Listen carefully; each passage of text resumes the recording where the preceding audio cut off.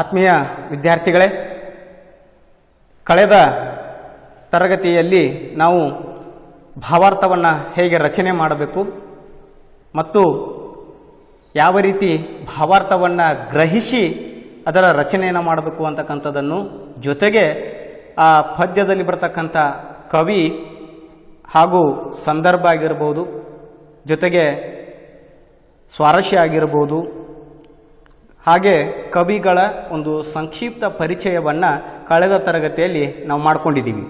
ಇವತ್ತಿನ ತರಗತಿಯಲ್ಲಿ ಅದರ ಮುಂದುವರಿದ ಭಾಗವಾಗಿ ನಾವು ಸಮಾನಾರ್ಥಕಗಳು ಮತ್ತು ನಾನಾರ್ಥಕಗಳ ಕುರಿತು ಇಂದಿನ ಒಂದು ತರಗತಿಯಲ್ಲಿ ಅಧ್ಯಯನ ಮಾಡೋಣ. ಸಮಾನಾರ್ಥಕ ಪದಗಳು ಮುಖ್ಯವಾಗಿ ನಾವು ದಿನನಿತ್ಯ ಪದಗಳನ್ನು ಗಮನಿಸ್ತಿರ್ತೀವಿ. ನಾವು ಒಂದು ಭಾಷೆಯಲ್ಲಿ ಪ್ರಭುತ್ವವನ್ನು ಸಾಧಿಸಬೇಕು ಅಂತಂದರೆ ಪದ ಸಂಪತ್ತನ್ನು ಗಟ್ಟಿ ಮಾಡಿಕೊಳ್ಬೇಕು. ಬೇರೆ ಭಾಷೆಯನ್ನು ನಾವು ಸಹಜವಾಗಿ ಸರಳವಾಗಿ ಕಲಿಬೇಕು ಅಂತಂದರೆ ನಾವು ಪದ ಸಂಪತ್ತನ್ನು ಶ್ರೀಮಂತವಾಗಿಸಿಕೊಳ್ಳಬೇಕು, ಪದ ಭಂಡಾರವನ್ನು ಗಟ್ಟಿಯಾಗಿಸಿಕೊಳ್ಳಬೇಕು. ಜೊತೆಗೆ ಅಲ್ಲಿ ಪತ್ರಿಕೆಗಳಲ್ಲಿ ಬರ್ತಕ್ಕಂಥ ಸೂಡೋಕು ಅಂತಕ್ಕಂಥದ್ದು ಅಥವಾ ಪದಬಂಧವನ್ನು ತುಂಬುವುದರಿಂದ ನಮ್ಮ ಪದ ಸಂಪತ್ತು ಇನ್ನಷ್ಟು ಜಾಸ್ತಿ ಆಗುತ್ತಾ ಅಲ್ಲಿ ಹೋಗ್ತದೆ. ಹಾಗಾಗಿ ನಾವು ಪರೀಕ್ಷೆಯಲ್ಲಿ ನಿಮ್ಮ ಪಠ್ಯ ಪುಸ್ತಕಕ್ಕೆ ಸಂಬಂಧಪಟ್ಟಂತೆ ಕೆಲವು ಸಮಾನಾರ್ಥಕಗಳನ್ನು ಅಲ್ಲಿ ಕೊಡ್ತಾರೆ. ಅದಕ್ಕೆ ನಾವು ಗಲಿಬಿಲಿಗೊಳ್ಳದೆ, ಯಾವುದೇ ರೀತಿಯ ಅಂಜಿಕೆ ಇಲ್ಲದೆ, ಹೆದರಿಕೆ ಇಲ್ಲದೆ ನಾವು ಸಮಾನಾರ್ಥಕ ಪದಗಳನ್ನು ನಾವು ಅಲ್ಲಿ ಬರೀಲೇಬೇಕಾಗ್ತದೆ. ಹಾಗಾಗಿ ನೀವು ಈ ಒಂದು ತರಗತಿಯಲ್ಲಿ ಲಕ್ಷ್ಯವಿಟ್ಟು ಈ ಒಂದು ತರಗತಿಯನ್ನು ಗಮನಿಸಿರಿ. ನಿಮ್ಮ ಪಠ್ಯಪುಸ್ತಕದಲ್ಲಿ ಬಂದಿರತಕ್ಕಂಥ ಪದಗಳನ್ನೇ ಈ ಒಂದು ತರಗತಿಯಲ್ಲಿ ನಾನು ನಿಮಗೆ ಹೇಳಲಿಕ್ಕೆ ಬಯಸ್ತೀನಿ. ಜೊತೆಗೆ ನಿಮಗೆ ಹೆಚ್ಚಿನ ರೀತಿಯ ಪದ ಸಂಪತ್ತನ್ನು ಹೆಚ್ಚು ಮಾಡ್ಕೋಬೇಕಂತ ಅನಿಸಿದರೆ ಕನ್ನಡ ರತ್ನಕೋಶ ಅಂತಕ್ಕಂಥದ್ದು ಒಂದು ನಿಘಂಟು ಸಿಗ್ತದೆ. ಅದನ್ನು ರೂಢಿಗತವಾಗಿ ನೀವು ಬಳಸಿಕೊಂಡಿದ್ದೇ ಆದರೆ ಅದು ನಿಮ್ಮ ಪದ ಸಂಪತ್ತನ್ನು ಮತ್ತಷ್ಟು ಹೆಚ್ಚು ಮಾಡಿಕೊಳ್ಳಲಿಕ್ಕೆ ಅಲ್ಲಿ ಅನುಕೂಲವಾಗ್ತದೆ. ಹಾಗಾಗಿ ಇವತ್ತಿನ ಒಂದು ಪದ ಸಂಪತ್ತನ್ನು ಅಂದರೆ ಸಮಾನಾರ್ಥಕ ಪದಗಳನ್ನು ನೋಡುವುದಾದರೆ ನಿಮಗೆ ಉದಾಹರಣೆಯಾಗಿ ಹೇಳ್ತೀನಿ. ಸಮಾನಾರ್ಥಕ ಅಂತಂದ್ರೆ ಏನು? ಒಂದು ಪದಕ್ಕೆ ಇನ್ನೊಂದು ಪರ್ಯಾಯ ಅರ್ಥವನ್ನು ನಾವು ಅಲ್ಲಿ ಕೊಡಬೇಕಾಗ್ತದೆ. ಉದಾಹರಣೆ, ಭೂಮಿ. ನಮಗೆ ಭೂಮಿ ಅನ್ನೋದು ಅಷ್ಟೇ ಗೊತ್ತಿರ್ತದೆ, ಆದರೆ ಇನ್ನೊಂದು ಪರ್ಯಾಯ ಪದ ನಮಗೆ ಅಲ್ಲಿ ಗೊತ್ತಿರೋದಿಲ್ಲ. ಭೂಮಿ, ಧರೆ, ಇಳೆ, ಹೌದಾ? ಈ ರೀತಿಯಾಗಿ ಭೂಮಿಗೆ ಅಲ್ಲಿ ಸಮಾನಾರ್ಥಕವಾಗಿರ್ತಕ್ಕಂಥ ಪದಗಳನ್ನು ನಾವು ಅಲ್ಲಿ ಗಮನಿಸಬೇಕಾಗ್ತದೆ. ಹಾಗಾಗಿ ಇಂದಿನ ಒಂದು ತರಗತಿಯ ಒಳಗಡೆ ನಾವು ಸಮಾನಾರ್ಥಕ ಪದಗಳ ಕುರಿತು ಅಧ್ಯಯನವನ್ನು ಮಾಡೋಣ.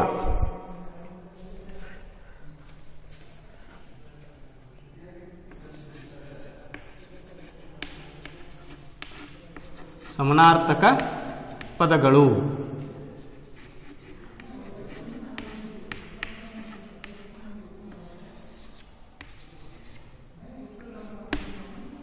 ಯಾವುವು ನಿಮ್ಮ ಪಠ್ಯಪುಸ್ತಕದಲ್ಲಿ ಇರುವಂತೆ? ಚಂದ್ರ,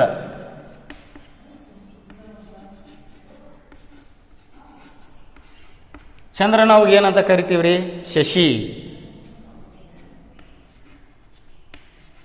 ಮತ್ತೆ ಇಂದು, ಶಶಿ, ಇಂದು. ಚಂದ್ರ ಅಂತಂದ್ರೆ ಶಶಿ ಅಂತಾನು ಕರಿತೀವಿ, ಇಂದು ಅಂತಾನು ಕೂಡ ಅಲ್ಲಿ ಕರಿತೀವಿ. ಇನ್ನು ಬಾನು. ಬಾನು ಅಂತಂದ್ರೆ ಆಕಾಶ, ಹೌದಾ? ಗಗನ. ಈ ರೀತಿಯಾಗಿ ಇದು ಅಲ್ಪಪ್ರಾಣ ಬಾನು. ಮಹಾಪ್ರಾಣ ಭಾನು ಅಂತಂದ್ರೆ ಸೂರ್ಯ. ಆ ರೀತಿ ಬೇರೆ ಬೇರೆ ಅರ್ಥಗಳು ಬರ್ತಾವೆ.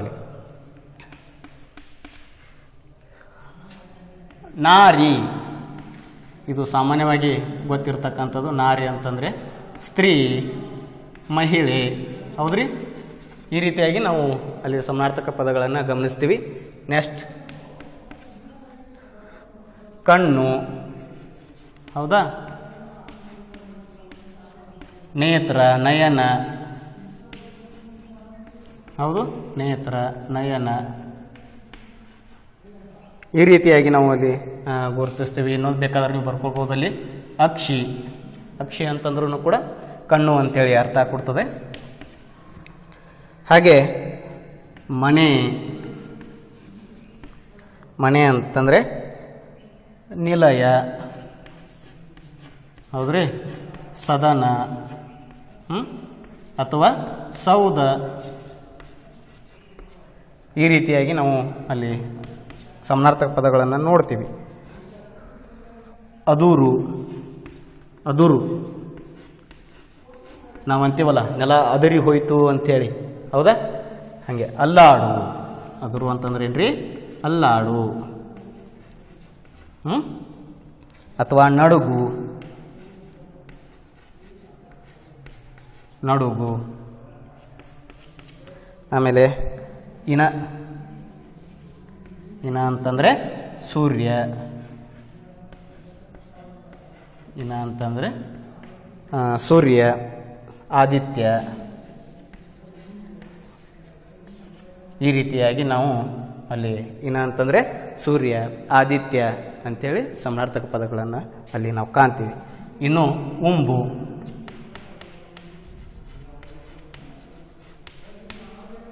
ಉಂಬು ಅಂತಂದರೆ ಉಂಬು ಅಂತಾರಲ್ಲ, ತಿನ್ನು, ಉಣ್ಣು, ಹೌದು, ಉಣ್ಣು, ತಿನ್ನು.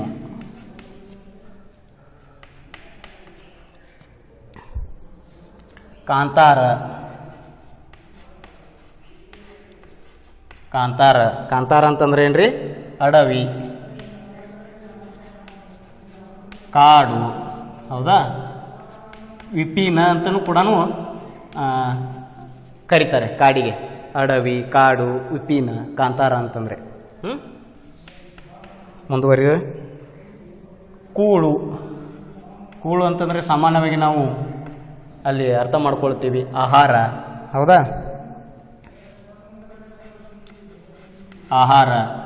ಅಣು, ಓಗರ, ಇನ್ನೊಂದು ಶಬ್ದ ಏನ್ರಿ?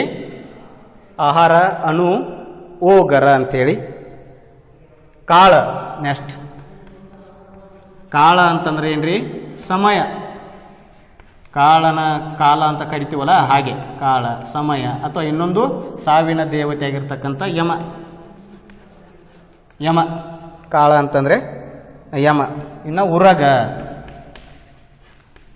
ಉರಗ ಅಂದ್ರೆ ಏನ್ರಿ? ಹಾವು. ಉರ್ಗಕ್ಕೆ ಇನ್ನೊಂದು ಹೆಸರು ಯಾವುದ್ರಿ? ಹಾವು, ಸರ್ಪ. ಇವು ಸಮಾನಾರ್ಥಕ ಇದಕ್ಕೆ, ಸರ್ಪ. ಹಾಗೆ ಅನಲ, ಅನಲ, ಬೆಂಕಿ. ಅನಲ ಅಂತಂದ್ರೆ ಏನ್ರಿ?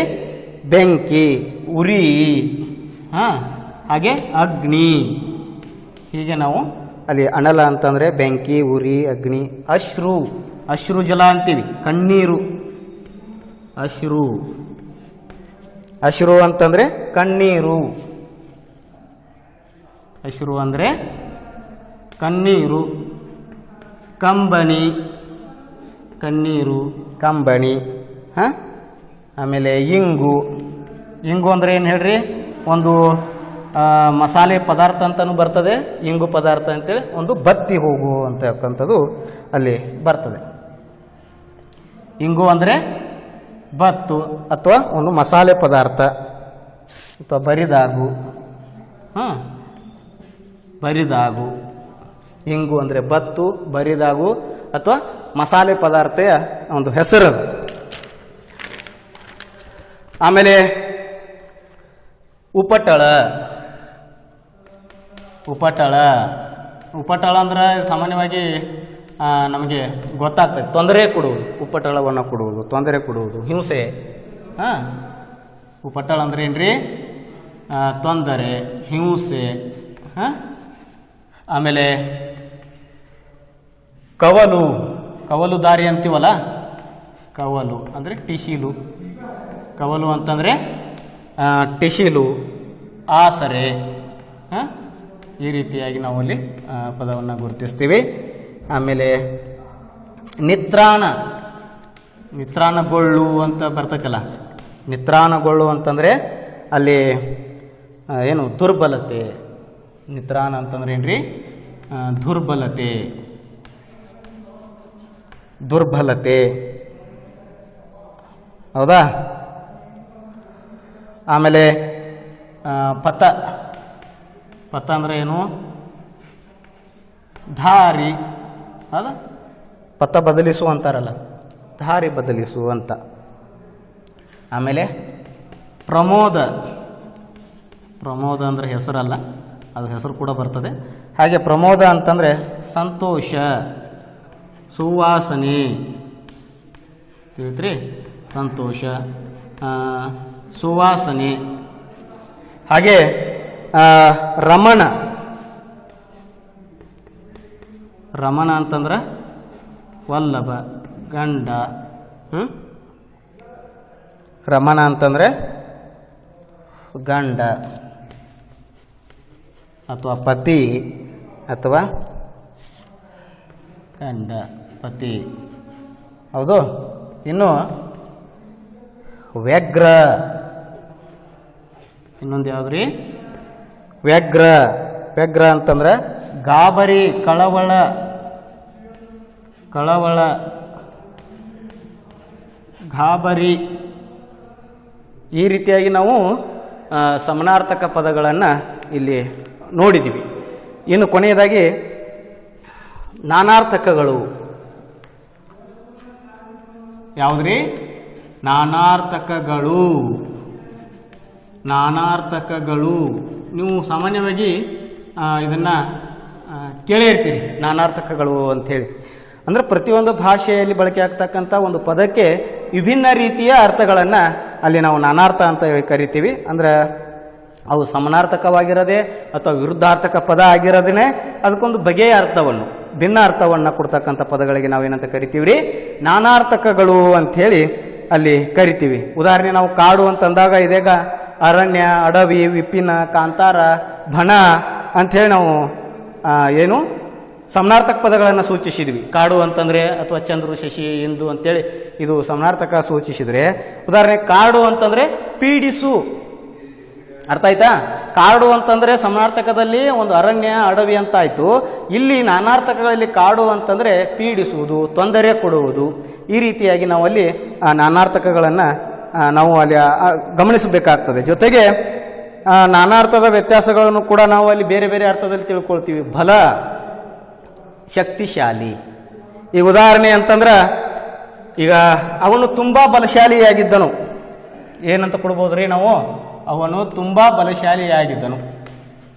ಇದು ಉದಾಹರಣೆ. ಅವನು ತುಂಬ ಬಲಶಾಲಿ, ಇಷ್ಟ ತಿಳ್ಕೊಳ್ರಿ. ಅವನು ತುಂಬ ಬಲಶಾಲಿ. ಇಲ್ಲಿ ಬಲ ಅಂತಕ್ಕಂಥದಕ್ಕೆ ನಾವು ನಾನಾರ್ಥವನ್ನು ಹುಡುಕಬೇಕು.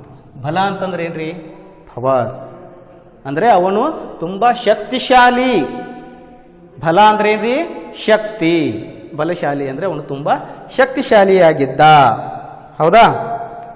ಆಮೇಲೆ ಪಾಂಡವರ ಬಲ 11 ಅಕ್ಷೋಹಿಣಿಯಿಂದ ಕೂಡಿತು. ಅಂದರೆ ಬಲ ಅಂದರೆ ಇಲ್ಲಿ ಶಕ್ತಿ ಅಂದರೆ ಸೈನ್ಯ. ಅದು ಕೂಡ ಆ ರೀತಿ ಒಳಗಡೆ ಅಲ್ಲಿ ಅರ್ಥ ಆಗ್ತದೆ. ಇಲ್ಲಿ ನಾವು ಕೆಲವೊಂದಿಷ್ಟು ನಾನಾರ್ಥಕಗಳನ್ನು ನೋಡುವುದಾದರೆ, ಸುಳ್ಳು ನಿಮ್ಮ ಒಂದು ಪಠ್ಯಪುಸ್ತಕದಲ್ಲಿ ಬಂದಂತೆ ಸುಳ್ಳು ಅಂತಂದರೆ ಸರದಿ, ಪಾಳೆಯ, ಸರದಿ, ಪಾಳೆಯ. ಹೌದು. ಆಮೇಲೆ ನೆಕ್ಸ್ಟ್ ಕರ. ಕರ, ಕರ ಅಂತಂದ್ರೆ ಕೈ, ತೇರಿಗೆ, ಈ ರೀತಿಯಾಗಿ. ಆಮೇಲೆ ಕಳೆ, ಎರಡು ರೀತಿ ಅರ್ಥವನ್ನು ಕೊಡ್ತದೆ. ಕಳೆ ಅಂದರೆ ಕಸ. ಹೌದಾ? ಒಂದು ಕಾಂತಿ. ಅವನ ಮುಖ ತುಂಬ ಕಳೆಯಿಂದ ಕೂಡಿದೆ, ಕಸದಿಂದ ಅಲ್ಲ. ಕಳೆ ಅಂತಂದರೆ ಕಾಂತಿ ಅಥವಾ ಕಸ. ಹೊಲದಲ್ಲಿ ತುಂಬ ಕಳೆ ಬೆಳೆದಿದೆ ಅಂದರೆ ಕಸ ಬೆಳೆದಿದೆ. ಅವನ ಮುಖ ತುಂಬ ಕಳೆಯಿಂದ ಕೂಡಿದೆ ಅಂದರೆ ಅವನ ಮುಖ ತುಂಬ ಕಾಂತಿತೆಯಿಂದ ಕೂಡಿದೆ. ಈ ರೀತಿಯಾಗಿ ಅಲ್ಲಿ ನಾವು ನಾನಾರ್ಥಗಳನ್ನು ಕೊಡ್ತೀವಿ. ಹಾಗೆ ಇಲ್ಲಿ ರಾಗ. ರಾಗ ಅಂದರೆ ಸ್ವರ. ರಾಗ ಅಂತಂದರೆ ಸ್ವರ. ಬಣ್ಣ ಬದಲಾಯಿಸು, ರಾಗ ಬದಲಾಯಿಸು ಅಂತಾರಲ್ಲ, ಕೆಲವೊಂದು ಸಮಯದಲ್ಲಿ ಮಾತಾಡುವಾಗ ನಾವು ಅದನ್ನು ಬಳಸ್ತೀವಿ, ರಾಗ ಬದಲಾಯಿಸಿದೆ ಅಂತೇಳಿ. ಅಂದರೆ ಬಣ್ಣ ಬದಲಾಯಿಸು. ಹಾಗೆ ಮಡಿ, ಎರಡು ರೀತಿಯೂ ಅಲ್ಲಿ ಅರ್ಥ ಬರ್ತೈತೆ ರೀ. ಮಡಿ ಅಂದರೆ ಸಾಯು. ಮಡಿ ಅಂತಂದರೆ ಸಾಯು. ಹಾಗೆ ಆಮೇಲೆ ಮಡಿ ಅಂತಂದರೆ ಅದು ಹುಟ್ಟುಡುಗೆ ಅಂತ ಕರಿತೀವಲ್ಲ, ಮಡಿ ಮಡಿ ಅಂತೀವಲ್ಲ ಆ ರೀತಿ ಪದ ಬರ್ತದೆ. ಆಮೇಲೆ ಹತ್ತಿ. ಹತ್ತಿ ಅಂತಂದರೆ ಅರಳಿ, ಅರಳಿ ಅರಳಿ ಅಂತ ಕರಿತೀವಿ ಅಂತ. ಹತ್ತಿ ಅಂತಂದರೆ ಏರು ಅಂತನೂ ಅಲ್ಲಿ ಇನ್ನೊಂದು ಅರ್ಥನೂ ಅಲ್ಲಿ ಕೊಡ್ತತೆ ನಿಮಗೆ. ಇಲ್ಲಿ ಕೆಲವೊಂದಿಷ್ಟು ನಾನಾರ್ಥಗಳನ್ನು ತಮಗೆ ಕೊಟ್ಟಿರ್ತಾರೆ. ಆ ನಾನಾರ್ಥಗಳನ್ನು ಬಳಸಿಕೊಂಡು ನಿಮ್ಮ ಸ್ವಂತ ವಾಕ್ಯದಲ್ಲಿ ನೀವು ಅಲ್ಲಿ ಅರ್ಥವನ್ನು ಕೊಡಬೇಕು. ಎರಡು ರೀತಿಯಾಗಿ ಕೊಡಬೇಕು. ಈಗ ಒಂದು ಉದಾಹರಣೆ ನೋಡ್ರಿ, ಯಾವ ರೀತಿ ಅದನ್ನು ನಾವು ಬಳಸಬೇಕು. ದೊರೆ ಅಂತಕ್ಕಂಥದ್ದು ಒಂದು ಶಬ್ದ ಬಂದಾಗ ನೀವು ಅದಕ್ಕೆ ಎರಡು ರೀತಿಯ ಒಂದು ಅರ್ಥವನ್ನು ಕೊಡಬೇಕು. ದೊರೆ ಅಂತಂದರೆ ಸಾಮಾನ್ಯವಾಗಿ ಶಿಕ್ಕು, ಹೌದ್ರಿ? ದೊರೆ ಅಂತಂದರೆ ಶಿಕ್ಕು. ಇನ್ನೊಂದು ರಾಜ. ಎರಡು ರೀತಿಯ ಅರ್ಥ ಕೊಡ್ಬೇಕ್ರಿ. ದೊರೆ ಅಂತಂದರೆ ಶಿಗುವುದು ಅಂದರೆ ಶಿಕ್ಕುವುದು, ಆಮೇಲೆ ರಾಜ. ಹಾಗೆ ಅಡಿ. ಈ ರೀತಿ ನಿಮಗೆ ಅಲ್ಲಿ ಎಕ್ಸಾಮ್ದಲ್ಲಿ ಬಂದಾಗ ಬರಿಬೇಕಾಗ್ತದೆ ಪದಗಳನ್ನು. ಅಡಿ ಅಂತಂದರೆ ಅಳತೆ, ಹೌದಾ? ಅಡಿ ಅಂತಂದರೆ ಅಳತೆ. ಅಡಿ ಅಂತಂದರೆ ಇನ್ನೊಂದು ಕೆಳಗೆ. ನೋಡ್ರಿ, ಈ ರೀತಿಯಾಗಿ ನೀವು ಅಲ್ಲಿ ಬರಿಬೇಕಾಗ್ತದೆ. ಆಮೇಲೆ ಮುನಿ. ಮುನಿ ಮುನಿ ಅಂತಂದರೆ ಎರಡು ರೀತಿಯೂ ಇಲ್ಲಿ ಅರ್ಥ ಬರ್ತದೆ. ಒಂದು ಕೋಪ, ಇನ್ನೊಂದು ಋಷಿ, ಹೌದ್ರಿ? ಮುನಿ ಅಂತಂದರೆ ಕೋಪ ಮತ್ತು ಇನ್ನೊಂದು ಋಷಿ ಅಂತೇಳಿ. ಆಮೇಲೆ ಇನ್ನು ಮತ್ತೆ ಉದಾಹರಣೆ ನೋಡ್ಕೊತ ಹೋಗ್ರಿ. ಬಟ್ಟೆ. ಬಟ್ಟೆ, ಹೌದಾ? ಇಲ್ಲಿ ಇನ್ನೊಂದು ಬೇರೆ ರೀತಿ ವಸ್ತ್ರ, ಉಡುಪು, ಹೌದ್ರಿ? ಆಮೇಲೆ ಬಟ್ಟೆ ಅಂತಂದರೆ ಇನ್ನೊಂದು ಅರ್ಥ ಏನು ಬರ್ತೈತಿ ಅಂತಂದರೆ ದಾರಿ. ಈ ರೀತಿಯಾಗಿ ಪರೀಕ್ಷೆಯಲ್ಲಿ ನಿಮಗೆ ಒಂದು ಪದವನ್ನು ಕೊಟ್ಟು, ನಾನಾರ್ಥವನ್ನು ಕೊಟ್ಟು ನಿಮಗೆ ಅಲ್ಲಿ ಸ್ವಂತ ವಾಕ್ಯದಲ್ಲಿ ಆ ಪದವನ್ನು ಬಳಸಿ ಬರೆಯಿರಿ ಅಂತ ಹೇಳ್ತಾರೆ. ಇಲ್ಲಿ ಉದಾಹರಣೆ ಕೊಟ್ಟಿದ್ದೀವಿ ನಾವು, ದೊರೆ, ಶಿಕ್ಕು ಅಥವಾ ರಾಜ. ಅದರಲ್ಲಿ ಪದ ಬರಿಬೇಕು. ಶಿಕ್ಕು, ನಾನು ಯಾವ ಒಂದು ದಾರಿಯಲ್ಲಿ ಹೋಗುತ್ತಿರಬೇಕಾದರೆ ನನಗೆ ಒಂದು ಹಣ್ಣು ಸಿಕ್ಕಿತು ಅಥವಾ ಯಾವುದೋ ಒಂದು ಪುಸ್ತಕ ಸಿಕ್ಕಿತು. ರಾಜ, ಒಂದು ಊರಿನಲ್ಲಿ ಒಬ್ಬ ರಾಜನಿದ್ದನು, ಹೌದ್ರಿ? ಅಥವಾ ಮೌರ್ಯರ ಸುಪ್ರಸಿದ್ಧ ರಾಜ ಅಶೋಕ ಮಹಾರಾಜ. ಈ ರೀತಿಯಾಗಿ ನೀವು ಅಲ್ಲಿ ಬಳಸ್ಕೋಬಹುದು. ಅಳತೆ, ಅದು ಅಳತೆ ಮಾಡೋದು. ಒಂದು ಕೋಣೆಯನ್ನು ಇಂತಿಷ್ಟು ಅಂತೇಳಿ ಅಳತೆ ಮಾಡಲಾಗುತ್ತದೆ, ಅದರ ಪರಿಮಾಣವನ್ನು ಸೂಚಿಸುವುದು. ಆಮೇಲೆ ಕೆಳಗೆ, ಆ ಬೆಟ್ಟದಿಂದ ಬಹಳಷ್ಟು ನಾವು ಕೆಳಗೆ ಇದ್ದೇವೆ. ಹಾಗೆ ಮುನಿ, ಕೋಪ, ನಾನು ನನ್ನ ಗೆಳೆಯನ ಮೇಲೆ ಕೋಪಗೊಂಡಿದ್ದೇನೆ.